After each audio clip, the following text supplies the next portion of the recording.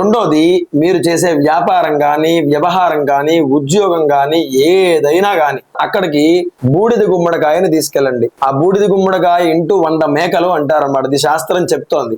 అందువల్ల ఆ బూడిద గుమ్మడికాయ తీసుకుని దాని మీద కర్పూరం పెట్టి మీ వ్యాపార స్థలం లోపల తిరగండి.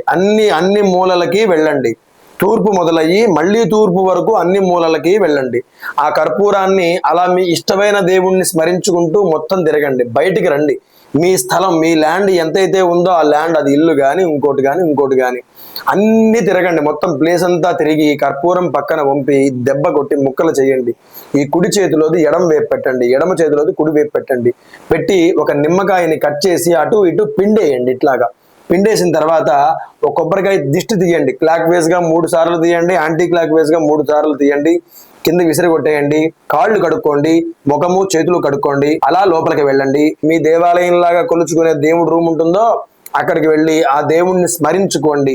మంచిగా ఎటువంటి దుష్ట కళ్ళు రాకూడదు. సో నర అంటే మానవుడు. సో అన్నిట్లకన్నా మానవుడు దృష్టి చాలా ప్రమాదకరం కాబట్టి నర యంత్ర, నరతంత్ర, నరదృష్టి, నరఘోష అంటారు. ఈ 4 పోవాలి. ఈ 4 పోవాలి స్వామి అని మీ ఇష్టమైన దేవుణ్ణి స్మరించుకోండి. స్మరించుకుని ఆ షటర్ని బంద్ చేసి వెళ్ళిపోండి.